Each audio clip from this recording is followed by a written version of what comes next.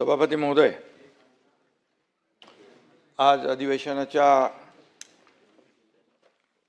विधिमंडळाच्या अर्थसंकल्पीय अधिवेशनाचा पहिला दिवस आहे। गेले 22-23 वर्ष विधानसभेचा सभागृहाचा सदस्य म्हणून मी काम करत असताना आजचा दिवस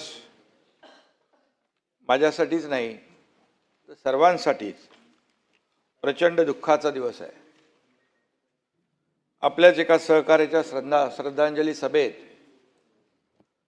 बोलण्याची वेळ येणं यासारखं दुसरं दुर्दैवी काहीच असू शकत नाही। आणि त्यातही तो सहकारी अजितदादांसारखा उमदा स्पष्टवक्ता राजकारणी असेल तर सगळ्यांनाच खचून जायला होतं, ही वस्तुस्थिती आहे। अजितदादा आपल्यातून जाऊन आता जवळजवळ 1 महिना होईल, पण अजितदादांची आठवण आल्याशिवाय एकही दिवस जात नाही, ही वस्तुस्थिती आहे। दादांच्या जाण्याने निर्माण झालेली पोकळी कधीच भरून निघणार नाही। मी सर्वप्रथम अजितदादा पवार यांना भावपूर्ण श्रद्धांजली अर्पण करतो। खरं म्हणजे आपल्या सगळ्यांनाच पावलोपावली अजितदादांची उणीव भासते आहे। कालच्या पत्रकार परिषदेत अजितदादा नव्हते। आज छत्रपती शिवाजी महाराजांच्या पुतळ्यास आम्ही अभिवादन केलं, पुष्पहार घालून नतमस्तक झालो, तिथेही दादा नव्हते। शिवनेरीवर शिवजयंती साजरी करायला गेलो, तिथेही दादा नव्हते। आताही बाजूला बसलेले दादा नाहीत।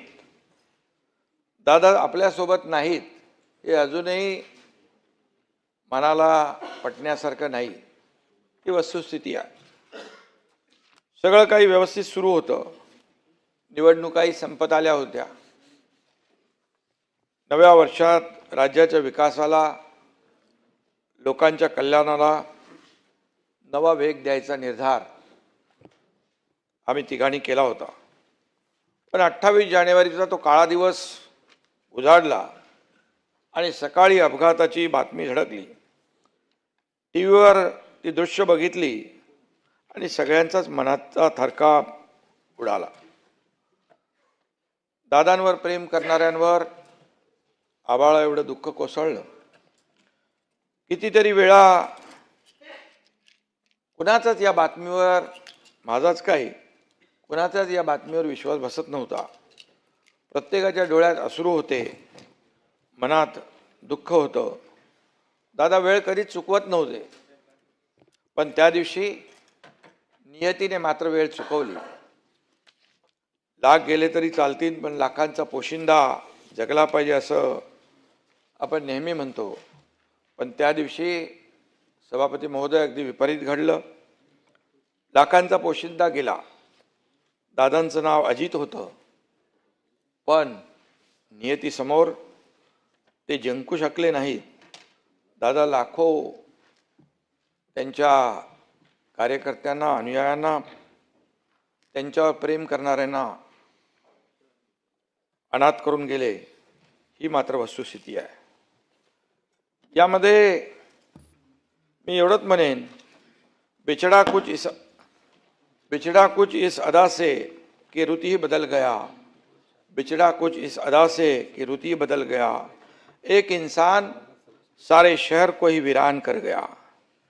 या दुर्घटनेनं पवार कुटुंबियांवर काळाने घाला घातला। दुःखाचा डोंगर कोसळणं म्हणजे काय असतं हे मी स्वतः देखील अनुभवलंय। माझी 2 मुलं अपघातात मी गमावली, त्यावेळी मी दुःख पाहिलंय। त्यामुळे सुनेत्राताई, पार्थ, जय आणि एकूणच पवार कुटुंबियांच्या दुःखाची आपण सगळेच कल्पना करू शकतो। माझे गुरुवर्य धर्मवीर आनंद दिघे साहेबांना सुद्धा मी अपघातातच गमावलं। आणि त्यावेळी देखील दुःख काय असतं हे मी पाहिलंय. साहेबांवर प्रेम करणाऱ्या लाखो लोकांची काय अवस्था झाली तेही पाहिलंय, कारण तेही अचानक निघून गेले. त्यामुळे दादांवर अतोनात प्रेम करणाऱ्या लोकांची वेदना आपण जाणतो. आजही सभागृहातल्या अनेकांच्या डोळ्यात अश्रू आहेत, दुःख आहे. हे दुःख पचवणं दादा आपल्यात नाहीत हे मान्य करणं अवघड नाही तर अशक्य आहे. आपल्या राज्यानं एक अत्यंत कर्तृत्ववान नेता गमावलाय. शब्द आणि वेळेला किंमत देणारा नेता गमावलाय. एक खंबीर निर्भीड लोकनेता गमावलाय. राजकारणातला दादा माणूस गमावलाय. धडाडीचा आणि दूरदृष्टी असलेला विकास पुरुष गमावलाय. मी आणि देवेंद्रजींनी एक दिलदार मित्र गमावलाय. या सभागृहाने एक शिस्तप्रिय आणि आदर्श मंत्री गमावलाय. जनतेच्या प्रश्नाप्रती तळमळ असलेला लोकप्रतिनिधी गमावलाय. दादा माझ्यापेक्षा वयानं मोठे होते, अनुभवानेही मोठे होते. मी माझा मोठा भाऊ गमावलाय असं सातत्याने ते गेल्यापासून वाटतंय. दादा फणसासारखे होते, बाहेरून कडक आणि आतून मऊ. सभापती महोदय, दादांच्या बोलण्यात ग्रामीण बाज होता. आवाज राकट पण गोड होता. एकनाथराव ही दादांच्या स्टाईलची हाक माझ्या कानात आजही घुमते आहे. सभागृह असो, पत्रकार परिषद असो, कार्यक्रम असो, कॅबिनेट असो, अधिवेशन असो, प्रत्येक वेळी दादांची आठवण आपल्या प्रत्येकाला येत राहणार. बजेट अधिवेशन म्हणजे दादांचंच अधिवेशन. सचिव, अधिकारी, आमदारांच्या फायलींमध्ये बिझी असलेले दादा आपल्या सगळ्यांना आठवत आहेत. आणि त्यावेळी त्यांची जी काय तगमग असायची ती आपण पाहिलेली आहे. आणि इथं खरं म्हणजे खालच्या सभागृहात जयंतरावांनी 10 वेळा, सुशीलकुमार शिंदेनी 9 वेळा अर्थसंकल्प सादर केला. दादांनी या दोघांचा रेकॉर्ड मोडून 11 वेळा अर्थसंकल्प सादर केला. दादा खऱ्या अर्थाने विक्रमवीर ठरत होते, परंतु ते नियतीला मंजूर नव्हतं आणि नियती अत्यंत क्रूर आहे. तिच्यासमोर आपण सगळे हतबल असतो. हे कटू सत्य पुन्हा आपल्याला पचवावं लागतंय. मी मुख्यमंत्री झाल्यानंतर माझा आणि दादांचा जवळून संबंध आला, कारण ते कॅबिनेटमध्ये उपमुख्यमंत्री आणि अर्थमंत्री होते. पूर्वीच्या महाआघाडी सरकारमध्ये काम करताना आम्ही दोघं एकत्र काम केलेलं आहे. आणि त्याच्यानंतर काही प्रस्ताव थांबले, त्याला सुधारित मान्यता देखील दिल्या, कामांचा निधी वाढवला. असे प्रस्ताव कॅबिनेटमध्ये आल्यानंतर दादा अधिकाऱ्यांना सांगायचे, आता निधीची तरतूद करतोय, पण प्रकल्प वेळेत पूर्ण झाला पाहिजे. हे आवर्जून सांगणारे दादा मी पाहिलेत. अजितदादा प्रचंड अभ्यासू होते. प्रशासनावर त्यांची मजबूत पकड होती, मांड होती. एखादी नवी योजना आली की ती फिजिबल आहे का, त्याचा लोकांना किती फायदा होईल याचा दादा बारीक अभ्यास करायचे. दादांनी हातात फाईल घेतली की अक्षरशः काही सेकंदात त्याची नजर कागदावरून स्कॅन व्हायची. त्यात काय कमी जास्त आहे ते ओळखायचे आणि चुका असतील तर त्या काढून सेक्रेटरीना सांगायचे देखील. सहकार, कृषी, जलसंपदा, ऊर्जा, पायाभूत सुविधा अशा महत्त्वपूर्ण विषयांमध्ये त्यांचा सखोल अभ्यास होता. बैठकीत साधा कागदाचा कपटाही खाली पडला तो चालायचा नाही, त्यांना चालायचं नाही. स्वच्छता आणि टापटीप ही दादांकडून शिकण्यासारखी गोष्ट आहे. नैसर्गिक संकट असो किंवा राजकीय, दादांना कधी निराश झालेलं पाहिलं नाही. दादा कधीच नकारात्मक बोलायचे नाहीत, कायम पॉझिटिव्हच राहायचे आणि प्रॅक्टिकल राहायचे. कोविडमध्ये मंत्रालयातून नियंत्रण करणारे दादा डोळ्यासमोर उभे राहतात. गेले 25-30 वर्ष मी आणि अजितदादा आम्ही दोघंही राजकारणात आहोत. या काळात आमच्या असंख्य भेटी झाल्या. शेकडो बैठकांमध्ये एकत्रही आम्ही होतो, एकत्र कामही केलं, अनेक सभाही एकत्र केल्या. त्यातल्या अनेक घटना, किस्से, प्रसंग सारखे डोळ्यासमोर येत असतात. त्यातल्या 2-4 घटना प्रामुख्याने आठवतात. त्यातली एक घटना आपण सर्वांनी टी व्हीवर पाहिली. 2024 साली विधानसभा निवडणुकीचा निकाल लागल्यानंतर सरकार स्थापनेच्या चर्चा सुरू होत्या. तेव्हा देवेंद्रजी, अजितदादा आणि मी एक पत्रकार परिषद घेतली. कोण कुठल्या पदाची शपथ घेणार असं पत्रकार सारखं विचारत होते. आमची चर्चा सुरू होती आणि आमची चर्चा सुरू आहे, संध्याकाळपर्यंत सगळं काही स्पष्ट होईल असं मी पत्रकारांना सांगत होतो. पण पत्रकार काही मागे हटत नव्हते. तेवढ्यात दादांनी माझ्या हातून माईक घेतला आणि म्हणाले, एकनाथरावांचं मला माहीत नाही, परंतु मी मात्र उपमुख्यमंत्री पदाची शपथ घेणार आहे, हे नक्की. त्यानंतर पत्रकार परिषदेमध्ये एकच हशा पिकला. पत्रकारांना ही बातमी मिळाली. दादांच्या हजरजबाबीपणाची अशी असंख्य उदाहरणं या ठिकाणी सांगता येतील. असेच अनेक उदाहरणं आहेत. आणि मी आणि अजितदादा आणि देवेंद्रजी यांचं एक बॉन्डिंग होतं आणि एक म्हटलं तर ट्रायंगल ऑफ स्टॅबिलिटी अशा प्रकारचं आम्ही काम करत होतो. आम्ही समभुज त्रिकोण होतो, सगळ्या बाजू सगळे कोण सारखे. आम्ही तिघे एकत्र आलो आणि महाराष्ट्राची भूमिती चांगली झाली.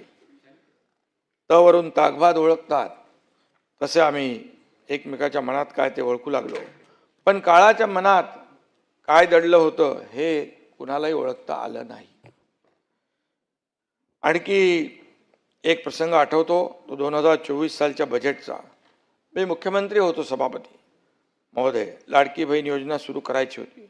त्यासाठी बजेटमध्ये अंदाज घेतल्यानंतर 46,000 कोटी रुपये लागणार होते आणि त्याची तरतूद करायची होती. मी आणि देवेंद्रजींना देखील मी सांगितलं योजना आपल्याला करायची आहे. आमचं एकमत झालं. आम्ही दादांनाही सांगितलं की मुख्यमंत्री, माझी लाडकी बहीण योजना आपल्याला करायची आहे, करावी लागेल. आणि त्यावेळेस मी मुख्यमंत्री असल्यामुळे आग्रह माझा जास्त होता आणि दादा कसलेले अर्थकारणी होते. त्यांनी लाडक्या बहिणींसाठी देखील तरतूद केली आणि विकास कामांना देखील निधी कमी पडू दिला नाही आणि आपल्या राज्याची आर्थिक स्थिती देखील, आर्थिक घडी देखील विस्कटू दिली नाही. हे दादांनी त्यावेळेस केलेलं काम आजही माझ्या डोळ्यासमोर आहे. राज्याचा आर्थिक गाडा दादांनी नीट सांभाळला. त्यानंतर प्रत्येक बैठकीत दादा अधिकाऱ्यांना काटकसरीने खर्च करा असा सल्ला द्यायचे. महाराष्ट्राची आर्थिक घडी बसवण्यासाठी त्यांच्या प्रदीर्घ अनुभवाचा आपल्या सगळ्यांनाच मोठा आधार वाटायचा. तो आधार आम्ही गमावला आहे, ही वस्तुस्थिती आहे. अधिवेशनाच्या काळात दादा पूर्ण वेळ सभागृहात थांबायचे. सभागृह संपेपर्यंत मी त्यांना बसलेलो पाहायचो आणि अधिवेशनाच्या काळात दादा पूर्ण वेळ थांबायचे आणि मंत्र्यांना देखील सांगायचे. संपूर्ण चर्चेत सहभागी व्हायचे आणि विरोधकांच्या प्रश्नांना उत्तरही द्यायचे. त्यामुळे बरेचदा आम्ही निर्धास्त असायचो. पण आता दादांची उणीव आम्हाला सातत्याने भासत राहणार आहे. दादांचं प्रत्येक बारीक सारीक गोष्टींवर लक्ष असायचं. कामाच्या क्वालिटीमध्ये कॉम्प्रोमाइज ते कधीच करत नव्हते. त्यांची नजर कामातल्या चुका झटकन शोधायची. एखादी इमारत नवीन उद्घाटनाला गेलो तर त्या पिलरच्या खांबाला रंग थोडा कमी पडला आहे, वायर लटकते, जिन्याची पायरी बरोबर बसवलेली नाही. अशा छोट्या छोट्या कारणांकडे देखील त्यांचं लक्ष जायचं आणि अधिकाऱ्यांना देखील झापताना आम्ही पाहिलेलं आहे. महायुती सरकारमधले ते फक्त एक मंत्री नव्हते, तर प्रशासकीय कौशल्याचं एक चालतं बोलतं विद्यापीठ होतं असं म्हटलं तर वावगं ठरणार नाही. सर्वसामान्यांच्या विषयी दादांच्या मनामध्ये एक कायम कळकळ दिसली. भेटायला आलेल्या प्रत्येक कार्यकर्त्याची ते हस्त्याने चौकशी करायचे. चांगल्याला चांगलं म्हणायचे, त्याचं कौतुक करायचे. काम होण्यासारखं असेल तर लगेच करायचे, नाही होणाऱ्यासारखं असेल तर नाही म्हणून सांगायचे. चुकीचं काम घेऊन आला तर त्याला दादा झापायचे. दादा असाच असतो, प्रेमाने सांगणारा, हक्काने रागावणारा आणि गरज पडली तर प्रेमाने पाठीवर हलकाच हात ठेवणारा देखील असतो. राजकारणात नव्यानं येणाऱ्यांसाठी दादा म्हणजे एक विद्यापीठ होतं. लोकप्रतिनिधी कसा असावा याचं मूर्तिमंत उदाहरण म्हणजे अजितदादा. मला सुपारीच्या खंडाचंही व्यसन नाही, दादा अभिमानाने सांगायचं. दादांना बेशिस्त गर्दी अजिबात आवडायची नाही. पण मी त्या काळात पाहिलं, माझ्या भोवती लोकांची सतत गर्दी असायची आणि मला सुद्धा या गर्दीवरून कितीतरी वेळा दादांनी बोलून दाखवलं. हे सांगताना त्यांचा उद्देश चांगला होता. आणि या गर्दीमधून कोण कधी येईल काय या सगळ्या गोष्टी मला ते सांगायचे. कशाला गर्दीत जाता, एवढी रिस्क कशाला घेता, असं दादा मला नेहमी सांगायचे. एकनाथराव उशिरापर्यंत कधी आम्ही बसलो तर असं एअरपोर्टला किंवा इतर कार्यक्रमाच्या वेळी तर एकनाथराव रात्री उशिरापर्यंत काम करू नका, तब्येतीची काळजी घ्या, असा वडिलकीचा सल्ला देखील त्यांनी मला अनेकदा दिलेला आहे. ठाण्यात माझ्यावर लिहिलेलं एका पुस्तक प्रकाशनासाठी दादा, मी आणि देवेंद्रजी एकत्र होतो. तेव्हा त्यांनी अतिशय दिलदारपणे भाषण केलं आणि सर्वाधिक सह्या करणारा मुख्यमंत्री म्हणून त्यांनी माझं जाहीर कौतुकही केलं. दुर्दैवाने दादांना मुख्यमंत्री होता आलं नाही. दादांनी सल त्यांनी आपल्या मिश्किल शैलीत तिथं बोलूनही दाखवली ठाण्याच्या गडकरी रंगायतांमध्ये. नशिबाने साथ दिली असती तर भविष्यात ते मुख्यमंत्री झाले असते. पण आपण सर्वांनी प्रांजळपणे कबूल करायला हवं की महाराष्ट्र एक कर्तृत्ववान नेत्याला मुकला आहे. सत्ताधारी असो की विरोधक, प्रत्येकाशी दादांचे मैत्रीपूर्ण संबंध होते. राजकारणात मतभेद असतात, वाद असतात, पण दादा खऱ्या अर्थाने अजात शत्रू होते असं म्हटलं तर वावगं ठरणार नाही. त्यांच्या बोलण्यात कधी पदाचा अहंकार नव्हता. राजकीय विरोधकांवर ते मार्मिक आणि खुसखुशीत टीका करायचे, पण कधी त्यांनी खालच्या स्तरावर टीका केली नाही. राजकारणातही त्यांनी खिलाडूपणा जिवंत ठेवला, जपला. आणि त्याचबरोबर आयुष्यात अनेकदा एखादे निर्णायक पाऊल उचलावे लागतं त्यावेळेस निवडक सहकाऱ्यांना विश्वासात घेऊन काही निर्णय घ्यावे लागतात. माझा आणि त्यांचा राजकीय प्रवास काहीसा समांतर म्हणावासा आहे आणि आम्ही घेतलेला निर्णय अचूक होता हे सिद्ध झालं. जनतेच्या न्यायालयामध्ये देखील ते सिद्ध झालं. मी, देवेंद्रजी आणि अजितदादा, आमची तिघांची कार्यशैली वेगळी होती, काम करण्याची पद्धत वेगळी होती. दादांचे काम पहाटे 5 वाजल्यापासून सुरू व्हायचं. ते अधिकाऱ्यांना कधी कधी 6 वाजता बोलवायचे, कधी 7 वाजता बोलवायचे. अधिकाऱ्यांची फरफट व्हायची, परंतु ते दादा नेहमी वेळेवर पोचायचे. आणि देवेंद्रजी दिवसभर सक्रिय असायचे. मी देखील रात्री उशिरापर्यंत, कधी कधी पहाटेपर्यंत काम करायचो. तिघांचे आमचं 24/7 या ठिकाणी काम करणारं सरकार होतं. आमच्या कामांच्या वेळांमध्ये फरक असला तरीसुद्धा एक धागा समान होता. आम्ही कायम सर्वसामान्य माणसांच्या कामांनाच प्राधान्य दिलं. सर्वसामान्यांचं सरकार म्हणून सर्वसामान्य लोकांना न्याय देण्याचा प्रयत्न आम्ही केला आणि सर्वसामान्यांच्या कल्याणासाठी निर्णय घेतला. एखादं काम करायचं म्हटलं तर दादा कधी मागे हटले नाहीत, ही वस्तुस्थिती आहे. आणि बोलून गेल्यावर त्यांनी आपले शब्द कधी मागे घेतले नाहीत, हे आपण पाहिलेलं आहे. त्या शब्दावर ते ठाम असत. परिणामांना सामोरं जायची देखील तयारी त्यांची ठेवायची. दादा आपल्या विधानामुळे काही वेळा अडचणीत देखील आले, पण त्यांनी त्यांच्या मोकळ्या ढाकळ्या स्वभावाला कधीच मुरड घातली नाही, ही वस्तुस्थिती आहे. आणि जो होगा देखा जाएगा असा त्यांचा बेधडक स्वभाव आपण सगळ्यांनी पाहिला आहे. त्यांनी परिणामांची पर्वा केली नाही. देवेंद्रजींना दिलेला शब्द पाळण्यासाठी त्यांनी मोठी रिस्क घेऊन पहाटेचा शपथविधी केला. त्यातून वादळ निर्माण झालं, पण तेही त्यांनी समर्थपणे अंगावर घेतलं. 3-4 वर्षात त्यांच्या राजकीय आयुष्यात अनेक उलथापालथी झाल्या, अनेक आरोप झाले. त्यांच्या संयमाची परीक्षा पाहणाऱ्या घटनाही घडल्या. वैयक्तिक आणि कौटुंबिक पेच देखील निर्माण झाले, पण दादांचं नेतृत्व त्यातून तावून सुलाखून निघालं. आरोप, राजीनामे, संघर्ष, स्पर्धा, अंतर्गत कलह या सगळ्यांना अजितदादा पुरून उरले. अधिक प्रगल्भ होत गेले. दादा म्हणजे शिस्त, दादा म्हणजे वक्तशीरपणा आणि स्पष्ट वक्तेपणा, दादा म्हणजे अभ्यास वृत्तीचं मूर्तिमंत उदाहरण आहे. पण गेल्या काही महिन्यात दादांचं एक वेगळं रूपही आपण पाहिलं. कायम गंभीर दिसणारे दादा अधिक मोकळे वागू लागले. दादांची प्रेस कॉन्फरन्स म्हणजे पत्रकारांना एक ट्रीट असायची. एका प्रश्नावर एक पत्रकार खोदून एकच प्रश्न विचारत होता. तेव्हा दादा म्हणाले, तुम्ही इतके प्रश्न विचारता की मला वाटतं तुम्हालाच मंत्री करायला पाहिजे, माझ्यापेक्षा तुम्ही चांगलं काम कराल.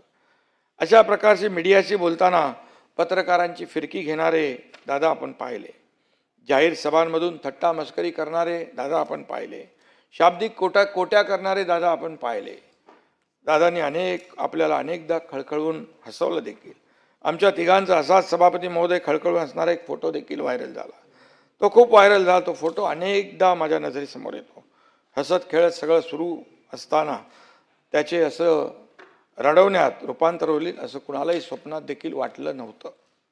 काळाने केलेली जखम दीर्घकाळ ठसठसत राहणार आहे. 91 साली अजितदादांनी राजकारणात प्रवेश केला, तो खासदार म्हणून. परंतु ते दिल्लीच्या राजकारणामध्ये रमणारे नव्हते. त्यांना रस होता महाराष्ट्राच्या राजकारणात आणि महाराष्ट्राच्या विकासामध्ये. दिल्लीतून दादा महाराष्ट्रात आल्यानंतर त्यांची राजकीय कारकीर्द बहरली. दादा कायम राजकीय घडामोडींच्या केंद्रस्थानी राहिले. सभापती महोदय 1999 साली शरद पवार साहेबांनी राष्ट्रवादी काँग्रेसची स्थापना केली. अजितदादा त्यांच्यासोबत सावलीसारखे वावरले, सावलीसारखे राहिले. 7 वेळा आमदार, 6 वेळा उपमुख्यमंत्री, 11 वेळा बजेट मांडणारे वित्तमंत्री, वर्षभरासाठी विरोधी पक्षनेता, ही त्यांची चौफेर कामगिरी आहे. शरद पवार साहेबांपाठोपाठ आपलं होम ग्राउंड म्हणजे बारामतीचा किल्ला अजितदादांनी केवळ लढवला नाही, सांभाळला, बळकट केला. अजितदादांनी कधीच जातीपातीचं राजकारण केलं नाही. सहकार क्षेत्र म्हणजे त्यांच्या राजकारणाचं बाळकडू होतं. सहकारीची जाण असलेला त्यांच्यासारखा नेता पुन्हा होणे नाही, ही वस्तुस्थिती आहे. राज्याच्या जनतेने आमच्या महायुतीला ऐतिहासिक मॅन्डेट दिलं होतं. त्या जोरावर विकासाचा वेग वाढवण्याची वेळ या ठिकाणी आता होती. विकास कामांना गती देण्याची वेळ होती. सगळी परिस्थिती अनुकूल होती. त्याचवेळी हा दुर्दैवी अपघात घडला. दादा गेले. अवघ्या महाराष्ट्राला मान्यच नाही. दादांनी माघारी यावं असे सगळे म्हणत आहेत. सरकारचा एखादा निर्णय चुकला तर तो मागे घ्यायलाच हवा असं दादा आवर्जून सांगायचे. दादांना सांगावं असं वाटतं, दादा तुमचा हा निर्णय चुकलेला आहे, तो मागे घ्या आणि माघारी या. पण दादा नाहीत. हे वास्तव पचवणं किती कठीण असलं तरीसुद्धा आपल्याला ते पचवावंच लागेल, कारण ते कटू सत्य आहे. दादांना श्रद्धांजली अर्पण करतो असं म्हणताना देखील आपल्याला प्रत्येकाची जीभ जड होती आहे, कारण विश्वास बसत नाही. ही वस्तुस्थिती आहे. आजही सभागृहाकडे पाहताना दादा डोळ्यासमोरच दिसत आहेत. पण आपलं दुर्दैव आहे की दादा आपल्यात नाहीत. आज सुनेत्राताई मोठ्या धीरानं दादांची जबाबदारी त्यांनी स्वीकारलेली आहे. आबाळा एवढं दुःख असतानाही ही माऊली खंबीरपणे उभी राहिली आहे. दादांच्या सहकाऱ्यांना आणि कार्यकर्त्यांना देखील धीर देताना आपण पाहतोय. दादांच्या खुर्चीवर बसताना त्यांच्या भावना आपण समजू शकतो. आणि म्हणून आम्ही सर्वजण ताईच्या पाठीशी खंबीरपणे उभे आहोत. महाराष्ट्राच्या विकासाचं जे स्वप्न दादांनी पाहिलं होतं ते पूर्ण करण्याची जबाबदारी आता आपल्या सर्वांवर आहे. विकास आता लांबणार नाही, महाराष्ट्र आता थांबणार नाही, ही दादांची घोषणा आपण खऱ्या अर्थाने सगळ्यांनी मिळून सत्यात उतरवूया. दादा तुमची उणीव आम्हाला सतत भासत राहणार आहे आणि अजितदादा आपल्यात कायम राहतील त्यांच्या कार्यकर्तृत्वाच्या रूपाने. आणि एवढंच मी या प्रसंगी सांगतो. आणि दादांना श्रद्धांजली वाहताना मी एवढंच जाता जाता सांगतो, आपको दिया हुआ वादा कभी नहीं तोड़ेंगे, आपको दिया हुआ वादा कभी नहीं तोड़ेंगे, आपकी विरासत को हर दिल से जोड़ेंगे. आप नहीं पर आपकी यादें हमारे साथ है. दादा आपके सपनों को हम अधूरा नहीं छोड़ेंगे. पुन्हा एकदा महाराष्ट्राच्या लाडक्या दादांना अतिशय जड अंतकरणाने श्रद्धांजली अर्पित करतो. ईश्वर त्यांच्या आत्म्यास शांती प्रदान करो अशी प्रार्थना करतो. आणि या धक्क्यातून सावरण्याचं बळ सुनेत्रताई आणि त्यांचं पूर्ण कुटुंबीय आणि आपल्या सर्वांना मिळो अशी ईश्वराकडे प्रार्थना करतो आणि थांबतो. इतर 4 सदस्य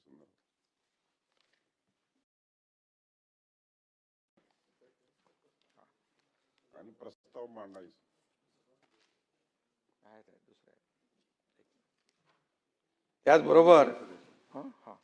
त्याचबरोबर सभापती महोदय, या सभागृहाचे सदस्य असलेल्या कैलासवासी स्वरूपसिंग नाईक यांच्या निधनाने आदिवासी समाजाचा एक बुलंद आवाज हरपला आहे.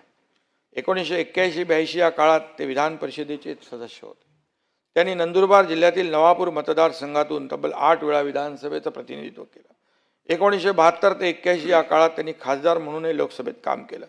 आदिवासी समाजातील व्यसनमुक्ती, शिक्षण आणि सावकारी पाशातून मुक्त करण्यासाठी त्यांनी केलेले कार्य मैलाचा दगड ठरलं आहे. नंदुरबार जिल्ह्यातील नवापूर तालुक्यातील नवागाव या लहानशा आदिवासी वस्तीत त्यांचा जन्म झाला. त्यांनी शिक्षण घेतलं आणि नंतर आपल्या गावी 1962 साली सरपंच म्हणून निवडून आले. त्यानंतर पंचायत समितीत अपक्ष निवडून आले. त्यानंतर त्यांनी कधीही मागे वळून पाहिलं नाही. विशेषतः व्यसनमुक्तीसाठी त्यांनी गावोगाव भजनी मंडळे स्थापन केली. मंत्रिमंडळात अनेक महत्त्वाची खाती सांभाळताना त्यांनी नेहमीच तळागाळातील माणसाचा विचार केला. अशा ज्येष्ठ नेत्याचे बुधवार दिनांक 24 डिसेंबर 2025 रोजी निधन झाले. मी त्यांना भावपूर्ण श्रद्धांजली अर्पित करतो.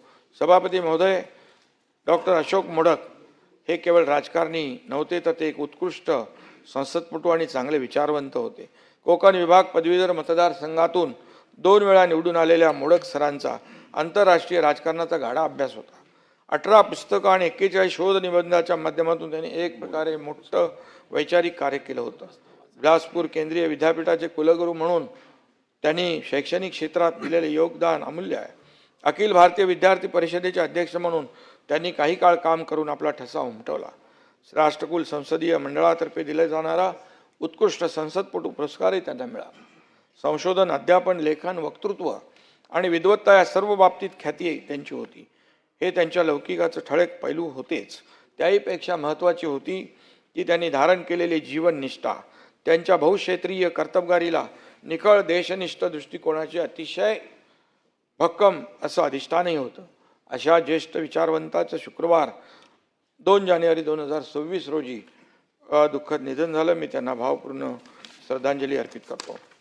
सभापती महोदय, कैलासवासी गंगाधर पटणे यांनी गाव तिथं ग्रंथालय चळवळ उभी करून महाराष्ट्रात वाचन संस्कृती रुजवली. कामगार, शेतमजूर आणि दलितांच्या प्रश्नासाठी त्यांनी अनेक आंदोलनं केली. प्रसंगी तुरुंगवासही भोगला आणि 1978 ते 1980 या काळात बिलोली मतदारसंघातून महाराष्ट्र विधानसभेवर ते निवडून आले. 1998 ते 2004 या काळात त्यांनी विधान परिषदेत सर्वसामान्यांचे प्रश्न पोटतिडकीने मांडले. सहकार आणि स्थानिक स्वराज्य संस्थेच्या माध्यमातून त्यांनी मराठवाड्यात मोठं संघटन उभं केलं. अशा या ज्येष्ठ समाजसेवकाचं रविवार 11 जानेवारी 2026 रोजी निधन झालं. मी त्यांना भावपूर्ण श्रद्धांजली अर्पित करतो. सभापती महोदय, श्रीमती नीला देसाई या शिवसेनेच्या स्थापनेपासून सक्रिय असलेल्या एक धडाडीच्या कार्यकर्त्या आणि नेत्या होत्या. 1994 मध्ये महाराष्ट्र विधानसभेतून महाराष्ट्र विधान परिषदेवर निर्वाचित झाल्या होत्या. मुंबईतील अनेक सामाजिक आणि शैक्षणिक संस्थांशी त्यांचा जवळचा संबंध होता. शिवसेनेच्या अनेक आंदोलनात त्या रस्त्यावर उतरल्या होत्या. गुजरात आणि पंजाब राज्यात शिवसेना पक्षाचा विस्तार प्रसार करण्यासाठी त्यांनी विशेष परिश्रम घेतले होते आणि महिलांसाठी प्रौढ शिक्षण आणि व्यवसाय मार्गदर्शनाचे त्यांनी केलेले कार्य अत्यंत कौतुकास्पद आणि अभिमानास्पद आहे. अशा या धडाडीच्या सदस्या आणि समाजसेविकेचं निधन शुक्रवार 16 जानेवारी 2026 रोजी झालं. मी त्यांना भावपूर्ण श्रद्धांजली अर्पित करतो. खऱ्या अर्थाने सन्मान्य सदस्यांच्या निधनानं राज्याच्या सार्वजनिक जीवनात मोठी पोकळी निर्माण झालेली आहे. मी शासनातर्फे आणि माझ्या वैयक्तिक परिवारातर्फे सर्व दिवंगत नेत्यांना भावपूर्ण श्रद्धांजली अर्पित करतो आणि त्यांच्या शोकाकुल कुटुंबियांच्या दुःखात सहभागी होतो. माननीय सभागृहाचे नेते आणि राज्याचे उपमुख्यमंत्री श्री एकनाथरावजी शिंदे साहेब यांनी उपमुख्यमंत्री व माजी विधानसभा सदस्य दुःखद निधनाबद्दल शोक प्रस्ताव मांडला आहे. या प्रस्तावावर बोलण्यासाठी मी सन्माननीय सदस्य श्री उद्धवजी ठाकरे साहेब यांना विनंती करतो.